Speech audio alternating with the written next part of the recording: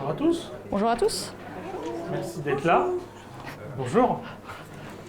Et Marie. merci à tous les sponsors, évidemment, sans lesquels l'événement ne pourrait pas exister. On y va? Allez, on est parti. Alors, c'est quoi le titre de la session, Nathalie? On a oublié, hein. Merci Jean-Pierre, je crois que je sais encore lire. Product Owner, star de l'équipe agile, entre fantasme et réalité. Moi je m'appelle Nathalie Keo, et je suis Product Owner. Moi, je suis Jean-Pierre Lambert, coach agile indépendant. Et on va commencer en jouant une mise en scène. On va se retrouver dans une grande entreprise. Voilà, et, à l'espace détente, c'est ça. Exactement. On n'est pas tous forcément prendre du café, hein, ça peut être le water cooler. Voilà. Bon, bah, allons-y. C'est parti. Voilà. Salut Jean-Pierre. Eh, bonjour. T'es nouvelle ici, je crois, non? Exactement. Je viens d'arriver dans la boîte il y a à peu près une semaine, ouais. Tu fais quoi, dis-moi, rappelle-moi? Je suis Product Owner dans la boîte. Et toi? Product Owner, c'est génial. Moi, tu sais, moi, je suis QA. Ah, je suis désolée. Ouais, je sais, tout le monde sait que c'est la 5e roue du carrosse, on passe à la fin, on a de la chance quand on nous passe les specs, tu vois. Mais bon. Bah écoute, non mais ça a l'air génial, c'est quoi? Raconte-moi un peu ton métier. Bah, j'ai énormément de chance. J'ai une équipe avec qui je vais pouvoir travailler, j'ai vraiment hâte de les rencontrer. Tu peux pas savoir à quel point. J'ai plein d'idées dans la tête. Hein. Ça commence par, je sais pas, des fonctionnalités pour là, pour ça, pour ça. Je m'arrête pas. C'est génial. Je suis vraiment passionnée par ce produit. Mais du coup, tu vas pouvoir choisir ce qu'il y a dans le produit et tout, c'est super, tu vas le construire quoi. Ah, carrément, hein. Je suis là pour ça. Hein. C'est mon rôle. J'ai signé exactement en bas de mon contrat pour construire des fonctionnalités. Puis en plus, tu vas gérer une équipe. Il y a 5 devs.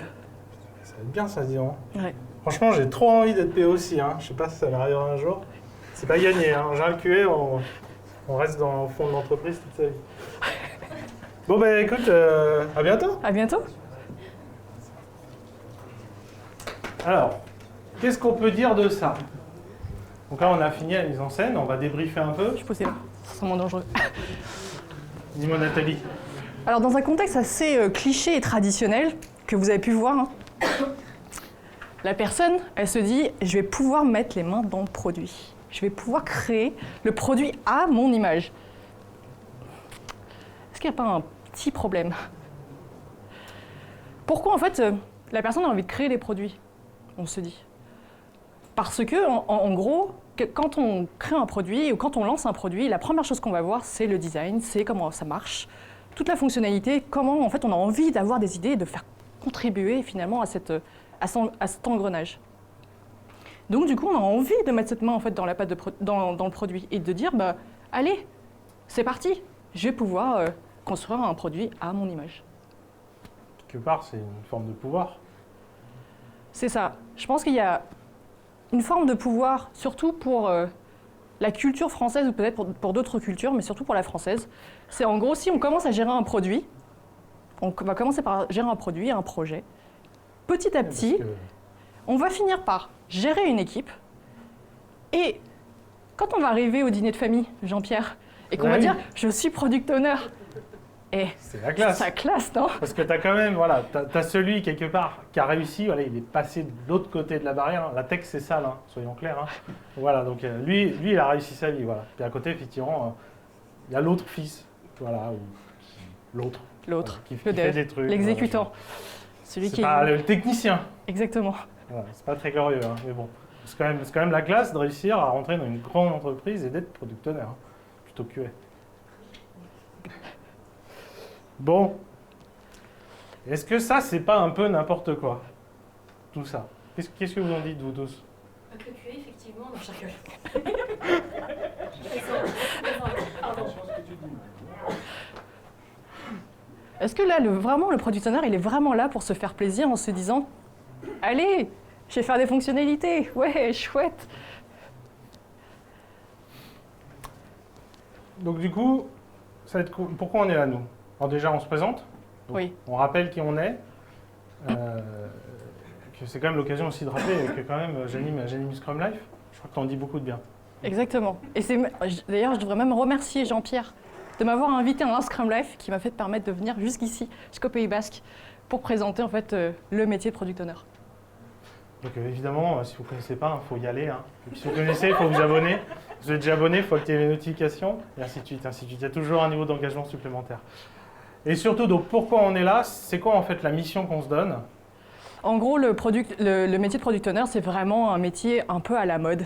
Et on en voit à toutes les sauces. Quand on ouvre une fiche de poste sur LinkedIn, en fait, c'est toujours c'est la personne qui va construire les user stories, gérer le backlog, que des trucs comme ça. C'est pas forcément très passionnant et c'est pas forcément le rôle du product owner. Donc, techniquement, parfois, tu te demandes si c'est pas plutôt une fiche recyclée de chef de projet, chef de projet technique, chef de projet fonctionnel, exactement. MOA, MOE, AMOA, AMOE. Et ainsi de suite. Et je crois que j'en ai un peu marre, finalement, de se dire que le rôle de product owner, en fait, il n'a jamais été réalisé dans beaucoup de boîtes. En fait, on ne le voit pas très souvent. Et c'est pourquoi aujourd'hui, en fait, on veut faire une conférence pour rappeler les bases en fait, du métier de product owner. Et moi, j'irais même plus loin. Enfin, c'est un travail d'évangélisation, là. Clairement, que les gens ils réalisent qu'est-ce que c'est réellement, quoi. Je ne vais pas vous raconter un retour d'expérience sur mes différentes expériences passées. Je ne vais pas vous donner des outils super magiques pour pouvoir construire quoi que ce soit. Je crois que vous avez tout vu aujourd'hui dans la track produit, entre la vision produit, les user stories, comment découper les choses. Je pense que vous êtes assez équipés aujourd'hui pour faire ça. Je vais juste vous rappeler les bases dans cette conférence avec Jean-Pierre. Oui, et donc du coup, quand on parle des bases, il faut peut-être partir des bases, justement. Exactement. Est-ce que tu peux nous donner la définition, finalement, du rôle de product owner et son origine aussi, s'il te plaît? Bien sûr, Nathalie. Donc, le rôle, vers qui on peut se tourner, vers quoi, qu'est-ce qu'on peut lire pour connaître ce rôle? Alors déjà, il faut être clair, hein, product owner, c'est un rôle de Scrum. Voilà. Après, il a été exporté, plein de gens l'utilisent, mais c'est un rôle qui a été introduit avec Scrum. Donc forcément, on va parler de Scrum. En l'occurrence, on va se tourner vers les papas de Scrum, Jeff Sutherland et Ken Schwaber, en particulier Jeff Sutherland, qui est quand même le marketeur hein, entre les deux du couple, hein, inventeur et co-créateur de Scrum. Et justement, ça tombe bien parce que ça doit faire moins d'un an, il a écrit un article, une réponse sur Quora. C'était la question, c'est quoi le lien entre product ownership et product management? Voilà, product owner, product manager, est-ce qu'il y en a un qui est plus large que l'autre? Est-ce que c'est des rôles différents? C'est quoi le lien, etc. Et du coup, pour répondre, ce qu'il explique, en fait, il relate les origines. Voilà, le premier product owner, c'est quoi l'histoire du premier product owner donc, du coup, il a initié le rôle. Alors, il faut savoir, Scrum, c'est quand même vieux. Hein. Ça a commencé dans les années 90, donc c'est il y a 30 ans. Voilà, certains n'étaient même pas nés. Et donc, ce qu'il a fait, c'est que donc, dans l'entreprise qu'il accompagnait, il est allé dans le département marketing et il a pris le meilleur product manager. Donc, le rôle existait. Ce n'est pas forcément le même sens qu'aujourd'hui, puisqu'en fait, aujourd'hui, c'est un truc un peu comme product owner ou un peu différent. À l'époque, c'était vraiment un chef de produit, hein, c'était un rôle purement marketing. Et il va le mettre dans une équipe, l'équipe R&D, l'équipe avec les ingénieurs. Donc voilà, donc déjà, ça c'est quand même une chose très intéressante, c'est de se dire, c'est un product manager avec plus de responsabilités. Avec des responsabilités justement d'un point de vue opérationnel, dans le sens en contact justement avec l'équipe de réalisation. Donc c'est vraiment, je vais insister dessus, c'est une personne qui a un background marketing, qui a des activités marketing.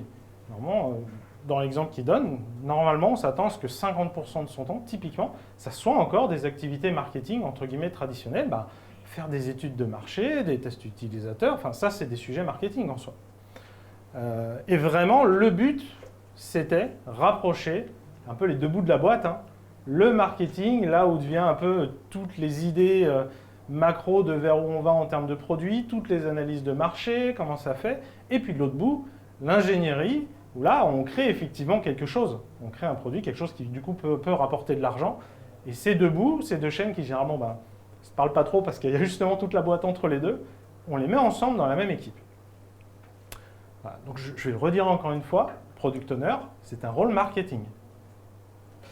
Et donc, un autre sujet, une autre référence qu'on peut regarder, justement, c'est le guide de Scrum. Encore une fois, c'est un rôle qui nous vient de Scrum, donc le Scrum Guide, c'est la référence. Donc, c'est un peu notre Bible, notre table de la loi, hein, qu'on travaille dans l'agilité, notamment qu'on fait du Scrum. Voilà, donc ça, c'est des extraits à peine reformulés du Scrum Guide. Voilà, donc, première phrase, hein, c'est quoi le rôle du Product Owner? C'est de maximiser la valeur produit. Il est là pour gérer le backlog produit. Alors juste après, on nous explique une liste longue comme le bras de c'est quoi ce que ça veut dire gérer le backlog produit. Et après, on nous dit, par contre, attention, c'est pas forcément à lui de faire tout ça. Il en est le garant, ça doit arriver, ça doit être bien fait, mais c'est pas forcément à lui. Donc, ce qui veut dire quelque part que écrire les user stories ou taper dans Jira, c'est pas forcément à lui de le faire. Soit dit en passant, petit écart. On nous dit aussi que ce sera une personne et non pas un comité. Ce qui, quelque part, facilite parfois les processus de décision. Et enfin, toute l'organisation respectera ces décisions. Effectivement, le rôle, ça peut vite devenir un product owner en carton, en fait, si on ne respecte pas ces décisions. Et il y a aussi un autre élément qui est assez important. Et on nous dit, ce rôle peut varier grandement selon les organisations, les équipes Scrum et les individus. C'est-à-dire que là, on nous dit clairement, ce n'est pas du tout une fiche de poste, ce qui est dans le Scrum Guide. Il y a un ensemble de choses à faire qu'il ne fait pas forcément lui-même, puisqu'il peut les déléguer. Et donc en fait, en vrai, dans l'action d'une entreprise à l'autre, ça peut être très très différent contextuellement. L'entreprise, le type de business, voilà, parfois on a plein de stakeholders, parfois on est le seul stakeholder soi-même. Effectivement, ce n'est pas la même chose quand on travaille dans le médical, quand on fait juste un produit de loisir. Et aussi les individus. C'est que parfois aussi, même juste dans l'équipe, les personnes n'ont pas non plus les mêmes attentes, les mêmes besoins pour travailler. Et c'est aussi pour ça que du coup, on va donner la forme qu'on va donner à cette conférence, c'est que finalement, la réponse de c'est quoi un product owner, elle n'est pas simple, elle est plutôt tout en subtilité, puisque finalement, c'est très spécifique au contexte. Donc ce qu'on se dit, c'est quoi? On se prend un bloc-notes, voilà, on va essayer de se faire un petit outil. On va essayer de se noter un peu des critères. C'est un genre de checklist. Voilà. Comment je sais, moi, est-ce que je suis un vrai PO, un vrai product owner, ou par extension, si vous ne l'êtes pas vous-même, comment je sais que mon product owner en est un, ou le mec qui se proclame product owner dans l'entreprise en est un, effectivement. Voilà. Et, et pour faire ça, on vous propose de partir... là, pourquoi on va beaucoup piocher dans nos expériences, et notamment celle de Nathalie, pour essayer d'en extraire, en fait, c'est quoi les éléments intéressants à regarder. On y va? Donc, du coup, on va commencer par un premier extrait d'histoire. Allez. Je voulais savoir déjà, dans la salle, est-ce qu'il y avait des product owners? D'accord. Et les autres, vous avez juste un doute sur est-ce que vos product owners font bien leur taf? Oh, le rire. Ça veut tout dire. Pardon. Très bien. On y va? Allez, on est parti. On va commencer par jouer des petites scènes, et après on va débriefer ces petites scènes, et on va construire l'outil ensemble. Ça vous va?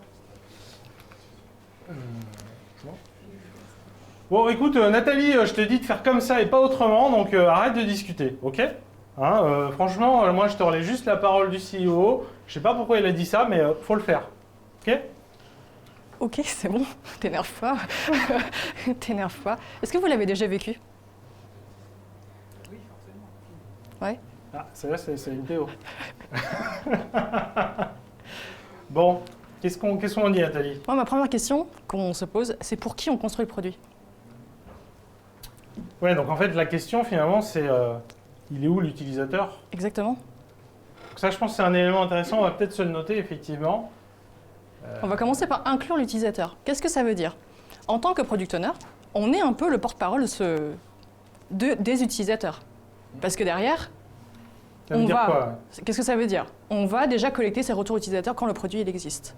Quand il n'existe pas pour le moment, on va aussi collecter les analytics. Ça veut dire que quand moi je vais établir une fonctionnalité, je n'ai pas le choix de construire dès le début, de mettre un plan de tagage clair et net, de savoir ce que je veux mesurer. Avec cette fonctionnalité, avec les objectifs que je me serais fixés, je pourrais du coup décider de est-ce que je dois garder la fonctionnalité, ne pas garder la fonctionnalité ou la laisser telle quelle dans le produit. Et combien ça va me coûter. Et finalement, pour pouvoir en fait savoir si le produit et si la fonctionnalité elle va être adhérée ou pas, j'ai besoin d'itérer très rapidement. Donc, ce qu'on a vu ce matin déjà à la keynote, je pense, c'est que la vérité est en prod. Donc quoi qu'il arrive, je vais construire une fonctionnalité la plus simple possible, l'envoyer en prod, tester, avoir mes retours utilisateurs, avoir les analytics et pouvoir prendre une décision derrière. Utilisateur. Exactement. Mais qu'est-ce qui s'est passé tout à l'heure dans la situation où quand le CEO il vient me voir et me fait « Hé, mais j'ai besoin de la fonctionnalité ». Et que moi, je dis « Ah, non, c'est pas trop ça ». En fait, j'ai pas le choix. Dans certaines situations, j'ai pas forcément le choix. Je suis obligée de composer avec en fait, la décision du CEO. C'est pas moi le CEO du produit, c'est pas moi le CEO de la boîte. Je connais pas toute la stratégie, je connais pas forcément ce qu'il a en tête le CEO. Parfois, j'ai même pas accès au CEO. C'est bête, mais c'est comme ça. Du coup, je suis obligée de composer et je me dis que je suis obligée de construire une fonctionnalité la plus petite possible qui satisfasse l'objectif du CEO. Donc, j'ai besoin de comprendre en fait ce qu'il va dire et ce qu'il me demande exactement. Pourquoi en fait il me l'a demandé? Qu'est-ce qu'il veut tester exactement? Sans ça, je ne peux pas construire ma fonctionnalité. Donc, j'ai besoin d'avoir même un prérequis qui soit suffisamment fort pour pouvoir passer à la suite et pouvoir mettre en marche en fait la fonctionnalité. Ok. On passe à une autre? Allez. Je crois que vous connaissez celle-là aussi. J'adore! Cette fonctionnalité, elle devrait être dans le produit. C'est un must. C'est génial. Et si on rajoutait encore cette fonctionnalité? Et si on rajoutait encore cette fonctionnalité? Et si on rajoutait encore cette fonctionnalité? Mais on ne s'arrête plus. C'est trop bien! Je vais pouvoir faire ça. Est-ce que vous l'avez vécu, celle-là? Oui. Bon, c'est quoi la question qu'on a envie de se poser? Comment on choisit les fonctionnalités? C'est une bonne question, non? Je crois qu'on en a beaucoup des idées chacun. Je pense que si je vous interroge sur un problème, vous êtes en capacité de me donner plein de solutions. Mais pour pouvoir trouver la bonne solution, en tout cas les bonnes solutions à tester avec les équipes, le seul moyen, c'est de relayer notre stratégie globale. Qu'est-ce que ça veut dire? Ça veut dire qu'en amont, on doit construire la vision produit à partir de la stratégie, finalement, de l'entreprise pour pouvoir garder la direction et pouvoir, finalement, dire non, en fait, au CEO, aux stakeholders, à n'importe qui. Parce que si, en fait, on ne dit pas non, et qu'est-ce qui va se passer? C'est que l'équipe, en fait, on va la perdre au fur et à mesure.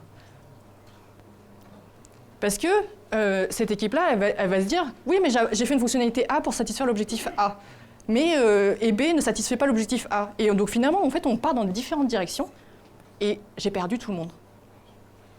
Et donc, derrière, si la vision, elle est relayée à tout le monde, des stakeholders jusqu'à l'équipe de dev, moi, derrière, ça me permet de fédérer aussi l'équipe. Ils savent en fait pourquoi ils construisent une fonctionnalité. Effectivement. Bon, Nathalie, là, il y a un bug super urgent à corriger. T'as pas vu les logs, là, dans les mails, tout ça, là? Là, vraiment, c'est super urgent.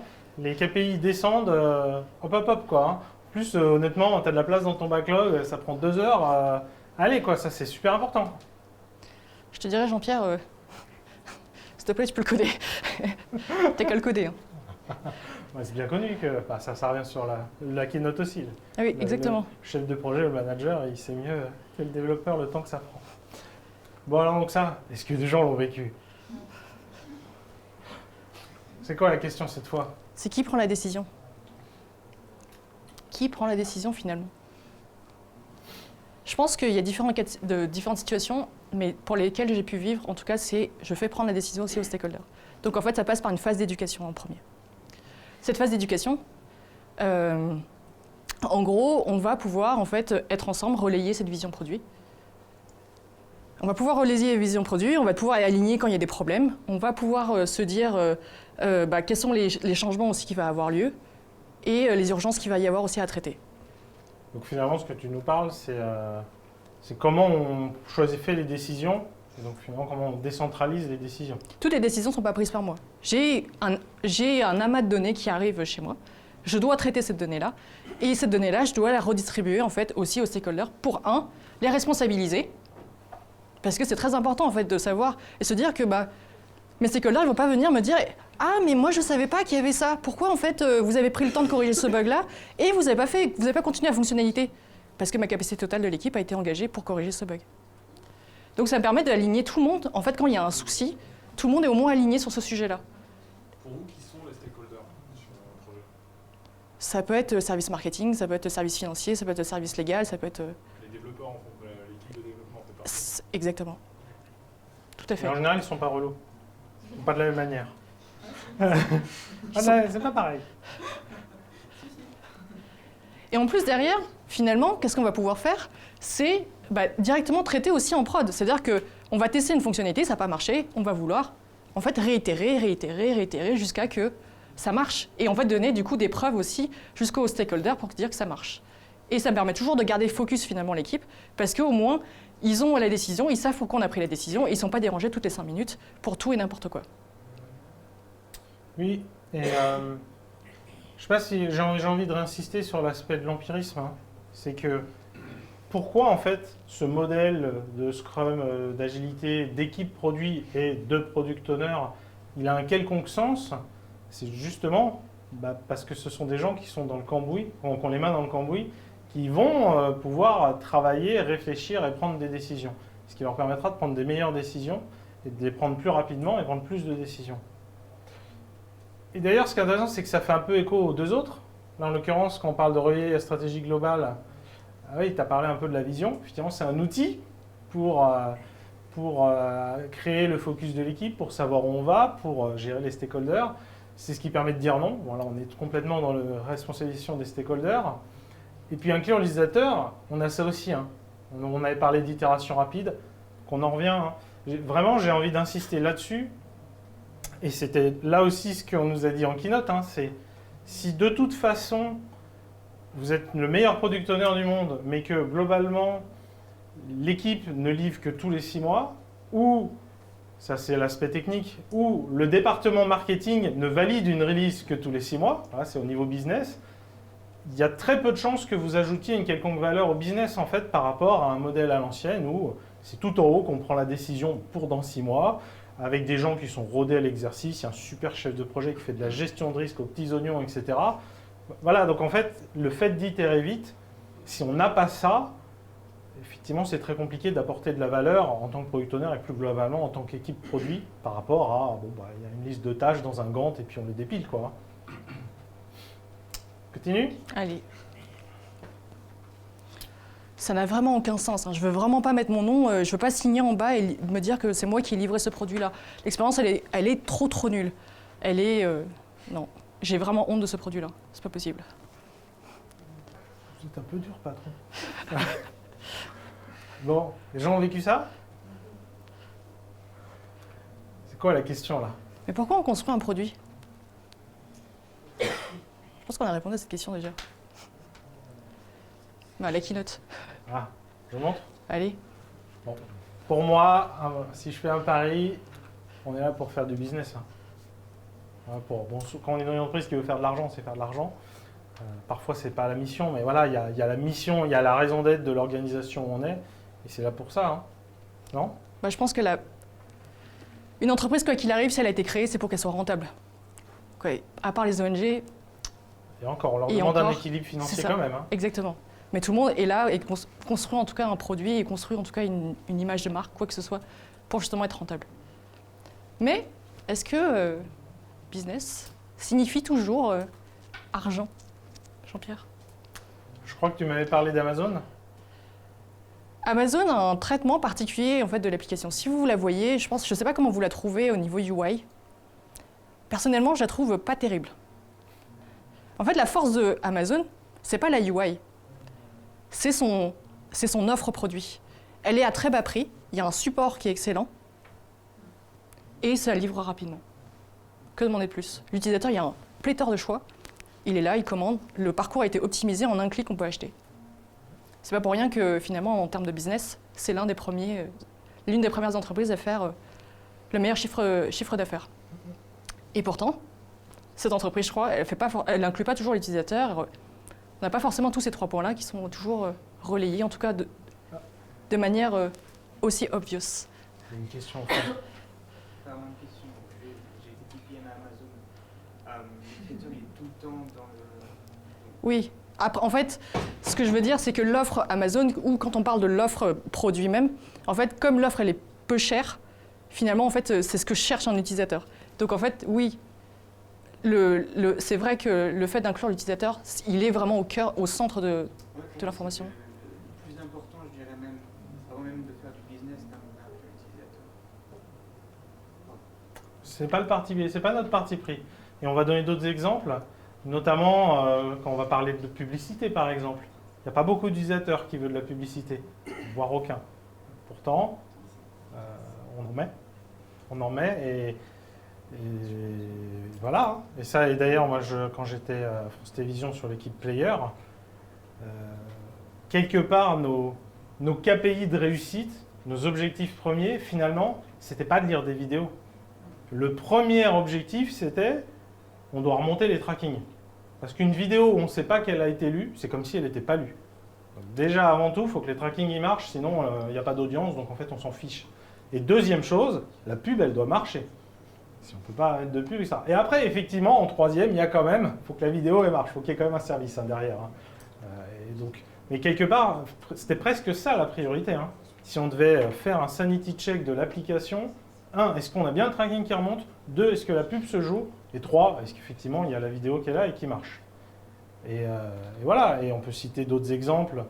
Tout ce qui est un peu le modèle du freemium, voilà, ou même des modèles, moi j'ai travaillé à Mythique, c'est quand même, il y a un modèle payant derrière, on vous donne des bonus, il y a plein de choses qui sont à débloquer. Voilà, on fait exprès d'amputer le produit, c'est le principe d'un freemium. Un freemium, on vous donne quelque chose, on le donne gratuitement, et il y a un paquet de choses qu'on a développées et qu'on fait exprès de ne pas vous donner pour vous faire passer de l'autre côté. Et puis on peut rentrer dans toutes les logiques de comportement addictif, etc. Là, on peut en débattre. Est-ce que, évidemment qu'on inclut l'utilisateur dans le sens, il faut qu'on arrive à mettre en place le workflow qui va le piéger quelque part. Mais on est quand même dans une logique de, on ne va pas lui faire plaisir, en tout cas, on ne va pas lui faire du bien. Parce que bon, on va lui faire plaisir, c'est quelque chose sur quoi on va jouer. Peut-être que c'est ce qui marche. Je ne sais pas ce que vous voulez dire, c'est que de toute façon, c'est toujours autour de l'utilisateur. Que ce soit pour lui faire plaisir ou pour arriver à quelque chose. Bien sûr. C'est pas toujours à l'utilisateur qu'on vend. En fait, ce qu'on veut dire, c'est qu'évidemment, il y a une synergie à créer entre tous ces points, mais s'il y a un conflit d'intérêts, c'est toujours faire du business qui gagne. Alors après, faire du business, ça ne veut pas forcément dire de l'argent. Bah, si on continue sur l'exemple de France Télévisions, quand moi je travaillais avec une équipe justement pour faire de la vidéo pour enfants, moi mon KPI, je ne générais pas de pub, parce que je n'avais pas le droit de générer de la pub sur les dos des enfants. Du coup, mon KPI réel, c'est moche. Ouais, parce que j'en faisais des millions de vidéos vues, il n'y avait pas de problème. Mais ce n'était pas possible. Donc mon seul KPI, finalement, c'était la vidéo vue. Donc tout le travail que je faisais, je comparais et je savais combien je pouvais générer de vidéos vues derrière, systématiquement en termes de fonctionnalité. Et c'était ça finalement mon business. C'est un service de mission publique. En tout cas, c'était de faire de la vidéo vue. C'était de faire de la vidéo vue. C'est bon, c'est revenu. On en parle depuis trop longtemps sur cette slide. Mais c'est pas grave. Après, c'est ce qu'on a discuté dans l'avion. En fait, il y a quand même un business de... Dans 10 ans, ils auront tellement été élevés à France Télévisions qu'ils arriveront sur le programme pour adultes, ou enfin pour les grands programmes où ils sont sur d'autres portails et où là, il y aura de la publicité. Donc il y a quand même une forme... Il y a une stratégie, oui. Je pense que la stratégie de France Télévisions, c'est de garder son public dès tout petit et de le faire grandir jusqu'à 77 ans. Parce qu'aujourd'hui, l'âge moyen du public, c'était quand même 60 ans. Bon. Alors, tout ce qu'on a dit là, ça semble peut-être des évidences. Le problème, est-ce que c'est vraiment évident? Parce que il y a quoi comme entreprise? Enfin, c'est quand même rarement... souvent, on voit des choses, voilà, on voit des product owners où c'est pas vraiment ça qui est mis en place. Donc du coup, c'est une évidence, mais en même temps, c'est pas ce qu'on voit. Donc est-ce que c'est si évident que ça? C'est pour ça que je reviens sur ce que je disais au début. C'est tout en subtilité. Et donc finalement, je crois qu'il y avait j'ai écrit un article l'année dernière qui t'avait bien plu, Nathalie. Exactement. Tu veux nous en lire un extrait? Et je vais même citer. Je vais même te citer, Jean-Pierre. Je vais te faire de la pub. Alors, il n'y a pas de mauvais product owners, seulement des product owners inadaptés à leur contexte. On n'est pas là finalement pour juger si c'est un bon ou un mauvais product owner. Je pense qu'on est là surtout pour dire voilà ce que nous on espère et ce qu'on attend en fait du rôle de product owner aujourd'hui. Et si tu veux bien développer ce que toi tu voulais dire exactement, Jean-Pierre, je te laisse à moi. Ce que j'explique ou ce que je cherchais, c'est déjà d'une certaine manière, c'est aussi un peu ce qu'on essaye au travers de cette conférence, c'est il y a un côté un peu de déculpabilisation en fait. C'est-à-dire qu'il y a un côté, ce que je fais c'est peut-être pas Jojo, c'est peut-être pas la vision que j'ai d'un rôle agile ou d'un product owner, mais finalement si on revient sur la checklist, finalement ce qu'on construit ça crée du business. Voilà, ou à plus petite échelle, On a le rôle d'inclure l'utilisateur, ou on a le rôle de porter la vision produit jusque dans l'équipe et de la motiver avec ça, ou on a le rôle justement de participer à cette décentralisation des décisions. Alors on n'est peut-être pas si mal parti que ça en fait, sur son chemin, sur son rôle de product owner. Donc voilà, donc encore une fois, c'est une réponse forcément tout en subtilité. Voilà, faut pas forcément se sentir coupable de en vrai, moi ce que je fais, c'est quoi la différence par rapport à un chef de projet fonctionnel? Je ponds des specs. Bah, voilà. Si ça crée de la valeur, finalement, c'est peut-être ce dont l'entreprise a besoin. Et on en revient sur voilà, la phrase du Scrum Guide. C'est spécifique au contexte, c'est spécifique au business, c'est spécifique aux équipes, c'est spécifique aux personnes. Il y a plein de manières de le mettre en place. Donc, voilà, c'était ça ce que je voulais dire. Et finalement, derrière, c'est vraiment... Le but, hein, c'est le mindset, hein, on le dit à toutes les sauces, hein, c'est un buzzword agile. C'est sur le mindset, c'est le plus important, mais c'est aussi le plus difficile à acquérir. Et c'est pour ça, c'est ça ce qu'on essaye de provoquer avec cette conférence. C'est de faire progresser et justement arriver au niveau mindset. On s'en fiche à la limite de ce qui est écrit dans le Scrum Guide. On est là, l'agilité, c'est on crée de la valeur. On se focalise sur le business, on crée de la valeur. Comment on l'atteint? Il y a plein de manières différentes, qui n'est pas forcément Scrum. Et donc voilà, c'est vraiment au travers de ça. Et encore une fois, je vais le dire, on vous sort des évidences. Mais on considère qu'elles sont peut-être intéressantes à remettre sur la table, vu que la plupart des entreprises, c'est pas ce qu'on voit, quoi. Voilà, donc ça du coup c'est la checklist encore une fois. Donc vraiment, hein, inclure l'utilisateur, c'est effectivement ce qu'on va retrouver. Et oui, je vous rejoins, et on le retrouve dans la plupart des business récents, on trouve le moyen de le faire de manière complémentaire. On arrive à faire une expérience sympa qui crée du business. On n'est pas obligé d'être dans un business model où on arnaque les gens. À une époque, c'était beaucoup ça le business. On n'est plus dans cette époque-là et c'est plutôt une bonne chose. Voilà, quand Google a introduit la recherche, enfin la publicité sur les recherches, c'est une recherche, c'est des publicités ciblées par rapport aux mots-clés qu'on choisit. Il y a quand même l'idée de, ça se trouve, on va quand même lui remonter une publicité qui peut l'intéresser. Quelque part, c'est une UX qui était plus... À l'époque, les autres moteurs de recherche, c'était littéralement, ils sortaient n'importe quelle pub que quelqu'un avait payé pour. C'était vraiment trash, quoi. Là, il y a une forme de valeur qui peut être apportée. La stratégie globale, encore une fois... elle doit être forte. Elle doit porter de sens, je pense que c'est ce qu'elle disait, même Ségolène ce matin. Je pense qu'elle est très importante. C'est celle qui va donner la direction du produit et même à toute l'équipe. Sans ça, le produit, il n'a aucun sens. En fait, on peut partir dans toutes les directions, on peut faire tout ce qu'on veut, mais ça ne va générer pas de valeur ni pour le client, pour les utilisateurs, ça ne va pas générer de valeur ni pour les utilisateurs, pour personne en fait. Tout le monde sera malheureux et le gain qui sera final sera minime. Parce qu'on aura construit un produit que personne n'en aura besoin. Et la décentralisation des décisions, c'est ce que j'ai expliqué tout à l'heure. Je vais remettre une couche. Vraiment, si vous n'avez pas la capacité de... Si vous n'êtes pas... Si à votre niveau, il faut que je refasse ma phrase. L'intérêt du principe même de l'équipe produit, que ce soit une Scrum Team, une Feature Team ou peu importe, et donc du Product Owner qui a un rôle clé dans ce mélange, c'est justement ce modèle de décentralisation de décision. Parce que les personnes qui sont sur le terrain, elles vont prendre des décisions plus rapidement. Plus on monte dans la hiérarchie, plus il y a un ordre de grandeur, de délai qui est introduit à chaque fois. Elles vont pouvoir prendre donc plus de décisions et des meilleures décisions parce que justement, elles ont les informations, elles sont dedans, donc des décisions plus éclairées. Donc c'est ça qui fait qu'on va réussir à vraiment générer plus de valeur. Parce que si on fait plus 0,1% de progression avec chaque valeur, avec chaque décision, mais qu'on en prend 15 tous les jours et que c'est des bonnes décisions et ainsi de suite, forcément on va générer plus qu'un plus 1% annuel. Donc c'est vraiment ça, donc ça c'est vraiment au cœur et potentiellement ça peut même challenger beaucoup l'organisation, le contexte dans lequel vous évoluez. S'il n'y a pas ce modèle de décentralisation des décisions, en fait il y a un gros problème fondamental de comment l'agilité a été mise en place. Ça rappelle un concept d'ailleurs, non? Une valeur de l'agilité. C'est pas l'auto-organisation? C'est vrai. L'auto-organisation, on la retrouve au cœur de Scrum, au cœur de l'agilité. C'est exactement ça. C'est justement... Et sachant que l'auto-organisation, c'est la solution aux problèmes complexes. On s'arrête là? Donc, n'hésitez pas, il y a un petit rôti express. On vous remercie. Vous pouvez prendre le QR code ou taper l'URL si vous nous laissez un feedback tout de suite ou après. Et dans tous les cas, on va avoir de toute façon une session de questions-réponses. Donc c'est à vous. Sauf si vous n'avez pas de questions. Ou que vous voulez manger des gâteaux basques. Merci pour la présentation. Moi justement j'ai une question, je suis parfaitement d'accord avec tout ce que vous avez dit.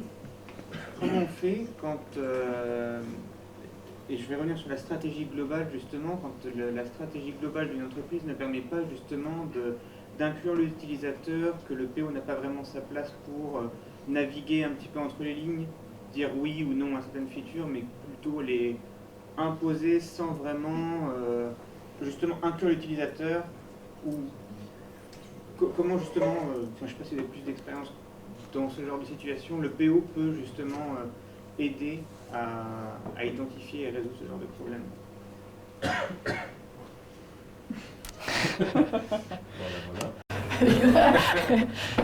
Je crois que c'est une question qui est assez complexe et qui...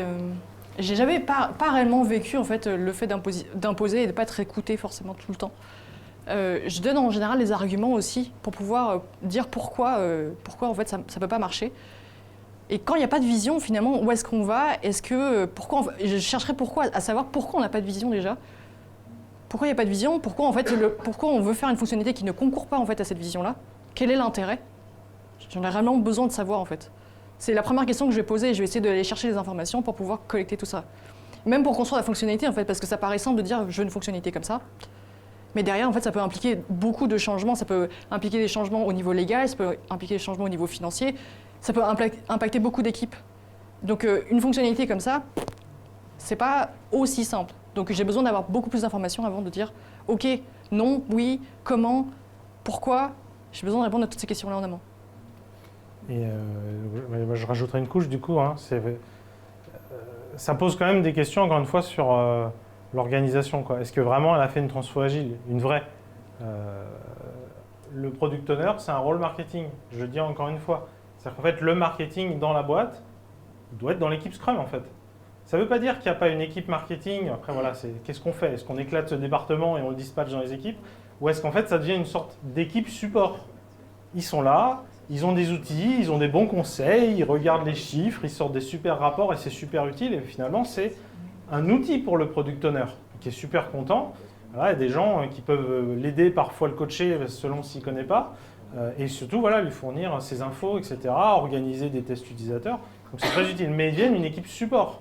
Et non plus l'équipe directrice qui décide de tout et qui shoot à reste de la boîte. Et puis maintenant, débrouillez-vous, ça doit être fait avec votre budget. Le marketing, il doit être dans l'équipe. Et c'est ça le but. Hein. C'est vraiment, on raccourcit les deux bouts de la chaîne. Et c'est logique, hein. Encore une fois, le but, c'est on itère vite. Du coup, on peut regarder ce que ça fait en prod. Du coup, on peut décider de la nouvelle itération du produit. Donc on voit bien, là, on est en train de mélanger intrinsèquement la construction produit, son delivery, et l'aspect marketing de ok, ça performe pas, qu'est-ce que ça donne, où est-ce qu'on va, c'est quoi le next step. Donc c'est souvent ça ce qu'on voit malheureusement. Le marketing était ultra puissant avant, et le marketing toujours ultra puissant après. En plus, on ne les a pas du tout inclus dans la transfo, donc finalement c'est quelque part normal que ça n'ait pas changé. Et du coup, c'est pas toujours beau à voir. C'est comme ça qu'en fait, on fait juste une transfo de l'IT et il délivre juste un peu plus vite. Mais est-ce qu'il délivre plus de valeur? Pas forcément. Une autre question? Une petite question. Est-ce que vous pouvez définir ce que c'est un produit, par exemple? Parce que là, tous les exemples qui sont donnés, c'est le produit au sens large, Amazon. Travailler avec ce genre de société, souvent, ils ont une définition beaucoup plus fine de produit. Et du coup, des fois, il y a des relations qui doivent être faites entre les différents product owners de ces produits. Donc là, ça n'a pas du tout été mentionné. Je voulais savoir si vous aviez une définition de produit. Et du coup, comment on fait quand il y a deux produits dans une boîte auxquels il y a des relations? Je suis pas sûr d'avoir une définition, par contre, je pense avoir une réponse. C'est la vision. En fait, le problème qu'on a, c'est qu'on a une entreprise à plusieurs têtes. Normalement, si tout se passe bien, d'ailleurs ça fait écho encore une fois à une autre session qu'il y a eu dans cette salle, on peut parler donc des OKR, dès lors qu'on a une vision globale et qu'on la décline, on peut espérer qu'on ne se retrouve pas avec trois équipes qui ont des sous-objectifs qui en fait se marchent dessus et sont en conflit. Donc voilà, c'est ça. Donc, et ça par contre, ça arrive. C'est-à-dire que finalement, l'entreprise, elle est silotée. Ah non, il n'y a plus, je vais y aller. Elle est silotée, mais ce n'est pas juste silotée en termes de compétences, c'est pire que ça. Elle est silotée en termes d'objectifs. On a littéralement des directions qui ont des objectifs contradictoires.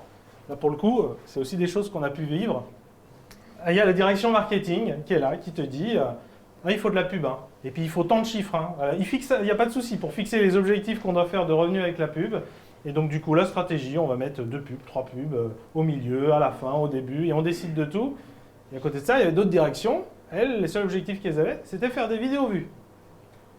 Alors que, en soi, c'est pas forcément contradictoire. Enfin voilà, on peut trouver le bon compromis où, oui, on met de la pub parce qu'il faut, mais ça pourrit pas non plus l'expérience, on a des vues. Et donc voilà, on se retrouve à des directions qui littéralement se marchent dessus, quoi. Ah, la pub, encore une fois, ils nous remettent de la pub, ça sert à rien, ça me gâche mon KPI à moi qui est de faire des vues. Et puis à l'inverse, mais attends, nous on met des super solutions en place et puis voilà, ils sont pas contents. Ça retarde aussi nos fonctionnalités. Parce que le temps que vous fassiez la pub, nous, j'ai pas le temps de développer ce que j'avais besoin C'est vrai aussi, pour parce faire que évoluer du mon coup, produit. en général, quand le sujet pub arrive sur la table, hein, vu que c'est l'argent, donc c'est le sujet le plus important, t'as pas trop le choix. Hein. Tu es obligé de le mettre et de le faire. Hein. Donc si tu fais sur autre chose, c'est un peu dommage. C'est ça. Et donc voilà, là, c'est clairement, quand tu as ça, tu as un problème de vision tout en haut, en fait. Et effectivement, quand on décline les objectifs, il y a un moment donné, il ne faut pas qu'ils se marchent dessus. Donc après, évidemment, on peut imaginer que quand on le met en place, on en revient sur ce problème de passage à l'échelle. Hein. Comment on se marche dessus, peut-être que quelque chose là, comme la notion de chapter ou de communauté de pratique, c'est peut-être pas qu'un concept qui s'applique à la technique, c'est peut-être un concept qui s'applique aussi au produit. C'est quoi les bonnes pratiques et puis aussi comment on s'aligne, comment on ne se marche pas sur les pieds. Parfois c'est ça aussi. On a fait une grosse roadmap. Il y a peut-être un moment où on va éviter de toucher en même temps au même pan du logiciel. Histoire que d'un niveau très très macro, on réduise les risques de faire n'importe quoi. Donc oui, on fait un peu de synchro, mais fondamentalement, il faut déjà qu'on ait une vision claire et qu'elle soit déclinée de manière cohérente. Voilà, c'est ma réponse. Donc même si je n'ai pas répondu à c'est quoi un produit. Merci. Plaisir. D'autres questions? Non? C'est parce que j'ai parlé des gâteaux basques. Bon. On arrête là? Merci. Merci à vous. On compte sur vous pour nous mettre un 5. Pardon, je ne voulais pas vous influencer. Pour nous mettre des commentaires très constructifs. Ça s'appelle un biais d'ancrage de ce que tu viens de faire, Quoi? Jean-Pierre. Quoi? Pas du tout. C'est de 1 à 5, mais 5 c'est le mieux. C'est exactement. Bon. Merci à vous.